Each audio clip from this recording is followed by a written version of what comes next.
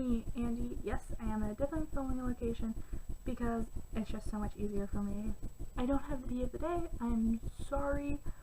I didn't have time to make it before I started filming, but I have a really good video that makes up for it today, and it's a review of Beauty and the Beast. Last night was the premiere. I got to go see it. I'm so happy. My aunt took me, and it's kind of our thing. We always go to the movies together, and it was so good. 10 out of 10. And let's start with the characters. There's Belle. Belle is more headstrong than she was originally. She becomes the inventor, basically. During the movie, she makes this kind of washing machine so that she can sit and read while her laundry's being washed. And townspeople aren't really too happy about it, but she's more headstrong, more creative, she's more developed as a character, and just, it's so good. Like, when her and Beast have arguments, it's so perfect. And then there's Beast. He's more against Belle being in the castle now than before, which kind of shocked me in a way, but it made sense, because it's like the lost hope kind of thing, and just very, obviously, like, doesn't want to get his hopes up when she's there, but he's more stubborn also, which I didn't think could happen, but it did.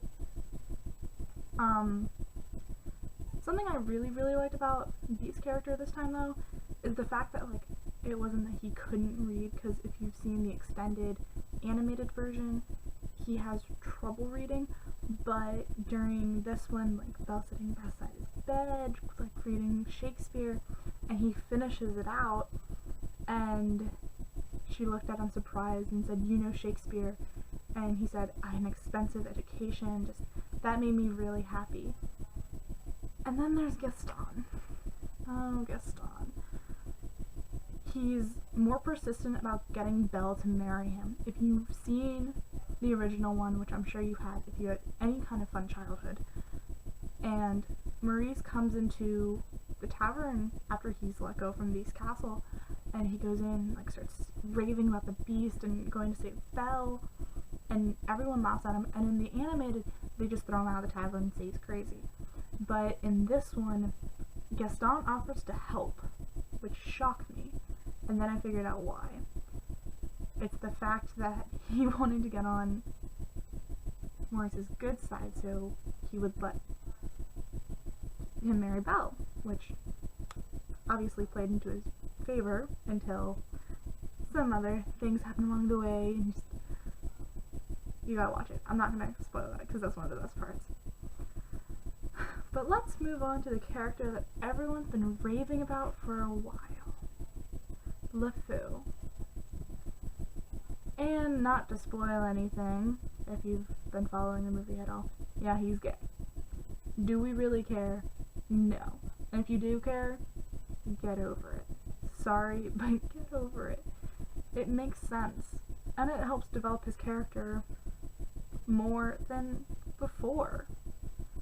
And he's more in the story, which really helped it along, and just, it's good. It helps the story. He's not just gay to be gay. It's to help the story. Next is the plot. The plot is so much more developed. Like, with the curse.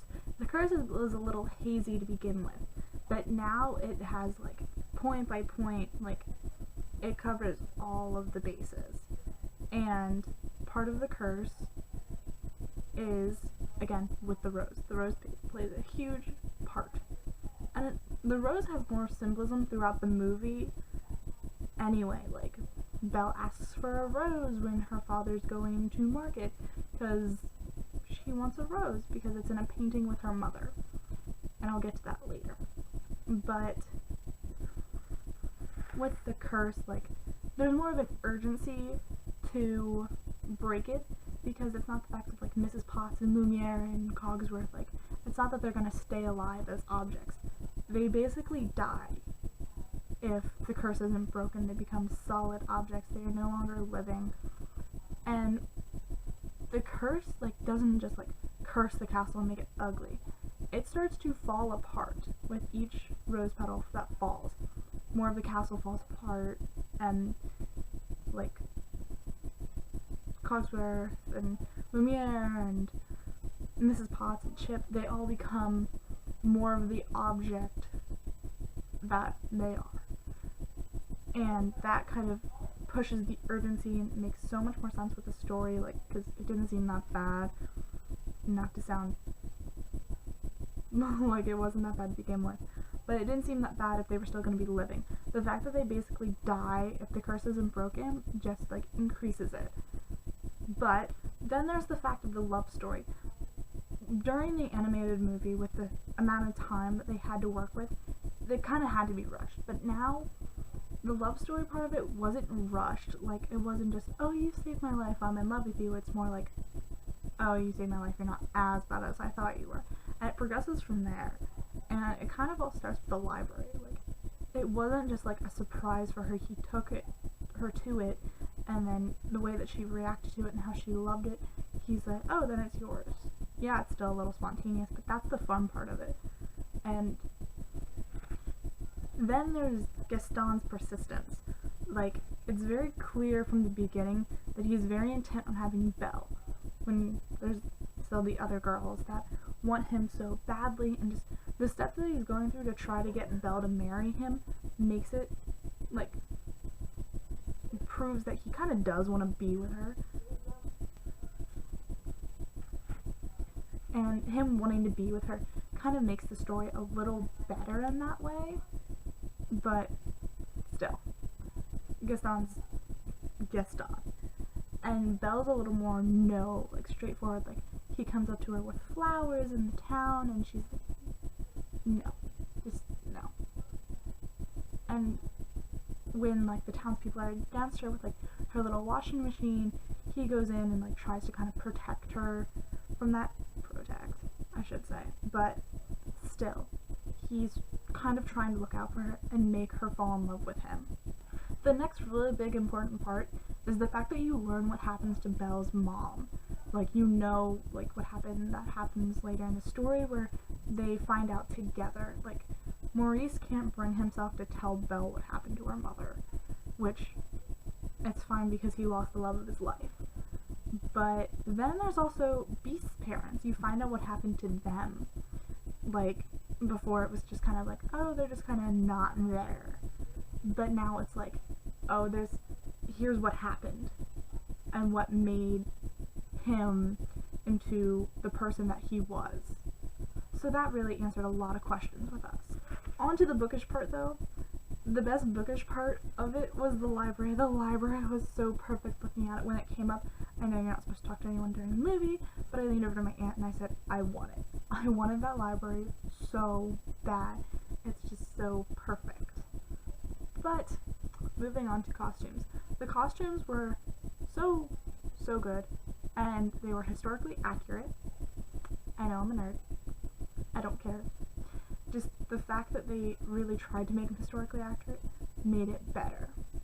Oh, jumping back to the curse, though, and answer questions. I know this is a really unorganized video. I'm sorry.